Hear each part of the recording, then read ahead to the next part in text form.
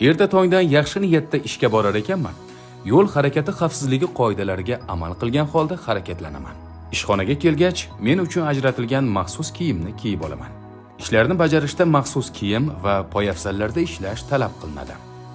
Dastlab bugungi topshiriqni olish uchun yetakchi muhandis oldiga boraman. Naryad topshiriqlarni olgach, ishni boshlash uchun himoya vositalarim va ish qurollarimni tekshirib, ishga otlanaman.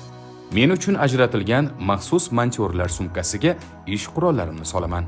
Shaxsiy himoya vositalari va asbob anjomlarimni o'z o'rnida qo'llash, ularni ishdan tashqari boshqa maqsadlarda foydalanish taqiqlanadi.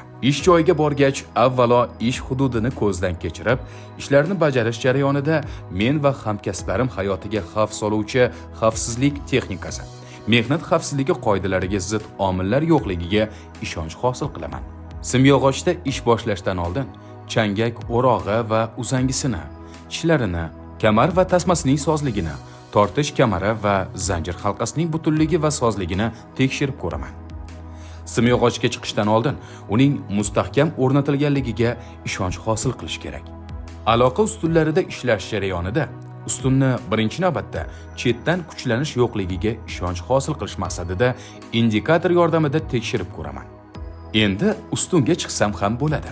Simyog'ochga chiqayotganda yerdan 20-30 sm ko'tarilib, changaklarni simyog'ochga qadab, kamar zanjirini yoki trosini simyog'ochga bog'lab, montyor belini orqaga biroz tashlagan holda changakni va kamarning mustahkamligini hamda ishga yaroqliligini tekshirib ko'rishi lozim. Simyog'ochga chiqayotganda kamarning po'lat arqoni yoki zanjiri simyog'ochga bog'langan va montyorning ikkala qo'lining ustida bo'lishi kerak. Simyog'ochdagi ishlar qanday balandlikda bo'lishidan qat'iy nazar, himoya kamari zanjiri taqilgandan va changaklar simyog'ochga mustahkam o'rnatilgandan keyingina olib boriladi. Ustunda ishlash jarayonida faqat burchakning tashqi tomonidangina ruxsat beriladi. Kabelni avtominorada osganda ishchilar soni kamida haydovchidan tashqari 2 kishi bo'lishi shart. Ulardan biri ishni kuzatuvchi bo'lishi kerak. Agar savatda 2 kishi ishlashi zarur bo'lsa, u holda kuzatib turish uchun 3-kishi ajratiladi. Havodagi aloqa kabellarini 380 ga 220 volt kuchlanishli elektr uzatish liniyalari ustidan tortish ishlari elektr liniyalaridagi elektr quvvatini o'chirilgandan va ish bajariladigan joyni yerga ulagandan so'ng bajariladi. Ustunda ishlash jarayonida ish qurollarini yerga otish yoki tashlash mumkin emas.